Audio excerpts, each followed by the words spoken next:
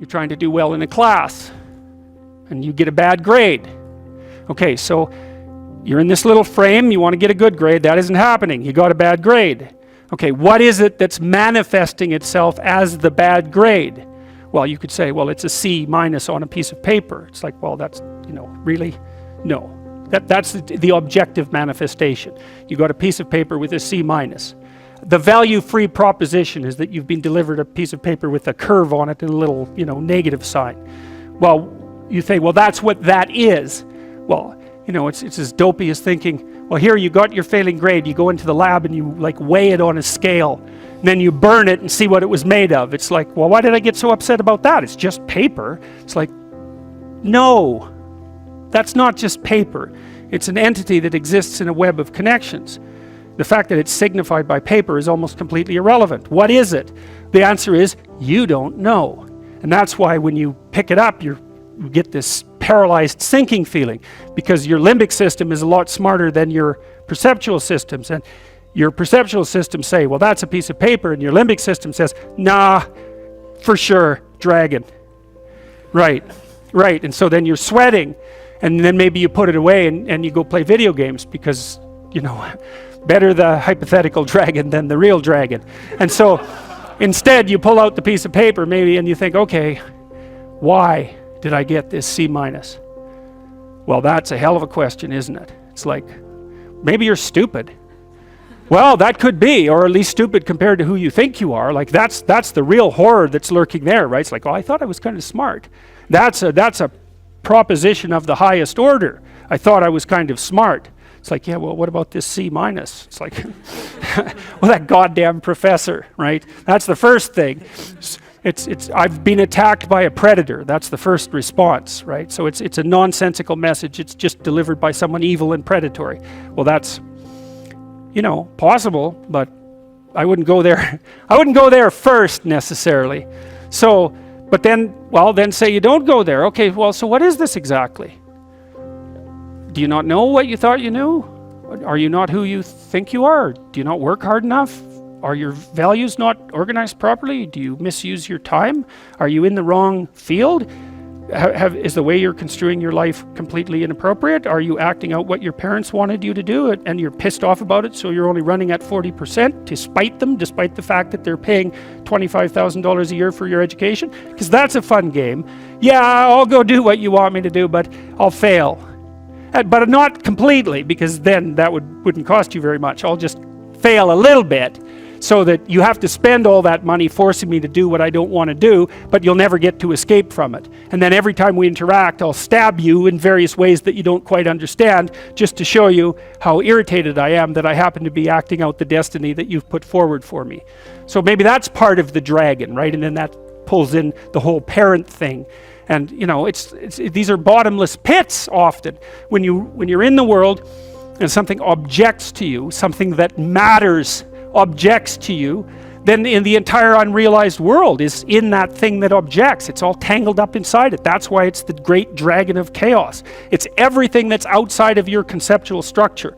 And what is that? It's everything that lurks outside of your walled city. And it's manifested itself like the snake in the garden. And the easiest thing to do is say, I'm not having anything to do with that. But the problem with that is, well, you get your C- and you don't do anything about it. Maybe you're a little bitter and more resentful, and your study habits get a little worse. So the next time you get like a D+, and then you collect a bunch of Fs, and then you stop going to school, and then you stop showering, right? Then you end up jumping off the bridge. And so that's how the dragon eats you when you don't pay attention to it. And so it's no bloody wonder that people avoid,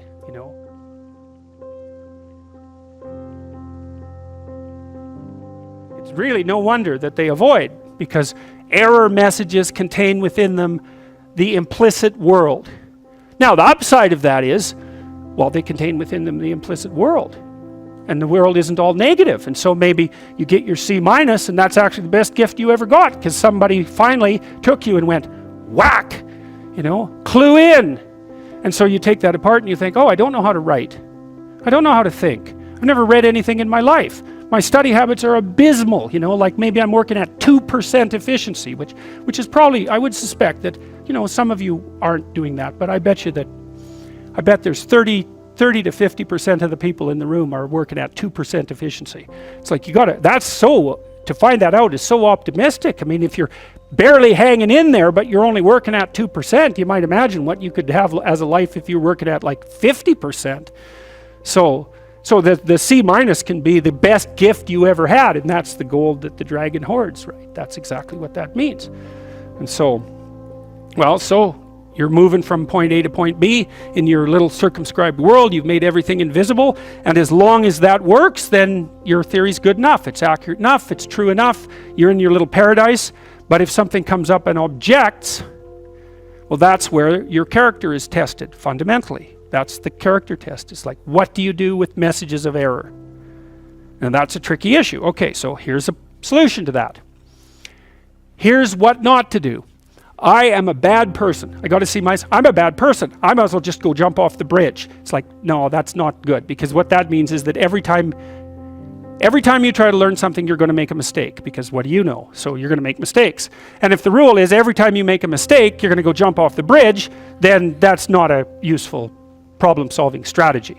And so when you make a mistake, you don't get to beat yourself to death with a club. It's a bad strategy, and you'll have your internal tyrant in there who's perfectly happy about doing that. That's the, overactive superego that Freud talked about. Maybe it came to you via a parent who was too authoritarian, or a grandparent, or maybe it's just you because you're disagreeable and neurotic, and so you'll take or hyper-conscientious. You'll take yourself apart. Well, so you've got a problem. Something has objected to you. Then the question is, well, what does that mean? Well, maybe you're not looking at the world right. Maybe your goals are wrong. Maybe you're not acting properly. It's okay. So the question that arises when an obstacle emerges is, which part of this structure needs attention? And the first answer can't be all of it. Which is why when you're arguing with someone in an intimate relationship, and you're angry at them, and you want to win, which is a big mistake, you want to win, you say, well, this is what you're like. Here's another 10 examples of how you've done that in the past, and I can enumerate more of them if you'd like. And so that's actually what you're like, and I've tried fixing you and it didn't work, and so it looks like you're going to be like that up into the future, and you're basically saying to them, well, you're a bad person, and the only thing they can do is either collapse or punch you. And punching you is actually better than collapsing. You know what I mean? It's such a counterproductive way of arguing. You don't leave the person any out. And so maybe, well, they're civilized, so it doesn't get physical. Well, maybe that's good and maybe it isn't. But then they end up either really not happy with you in a way that they will manifest the first possible opportunity they get, or they have to go off in the corner and cringe. It's like, great, you won. It's like now your partner's either hates you or is cringing. It's great. That's a real good victory, man. Rack up about 100 victories like that, and you'll be in divorce court and spending $250,000 while being miserable about it.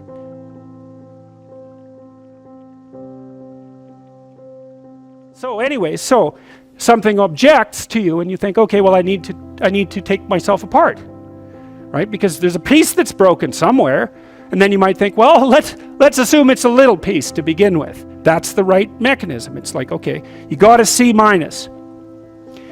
That doesn't prove that you're stupid. Now, it implies that you might be stupid, but it doesn't, right, really, it does, and that's why you don't want to look at it. Maybe it implies that you're lazy, or implies that you're ignorant, or like it implies all sorts of terrible. Might imply that you're a bad person even. But you don't want to leap to that, and that's sort of the proclamation of innocence before guilt. You assume that you're the least amount of reprehensible and ignorant possible. And so then you look at the micro routines. It's okay, well, I got a C minus in this course. Maybe I should study for that course 15 minutes more a day for the next 3 months. And then you ask yourself, do you think you could do that? No, I'm too useless. Okay, how about 15 minutes every second day? You think you could do that? You put it in your schedule, like 15 minutes every second day in the morning. And that's, well, you think, well, what's wrong with me? Well, I'm not very good at managing my study schedule. That's not quite down here at the behavioral level, but it's pretty close, because what you can take an action. You can open up your schedule and you can say, well, I'll mark 15 minutes aside. Then you can practice doing that. It's pretty low level in the hierarchy. It means, well, you're still not a horrible person. You just got to polish up your work ethic.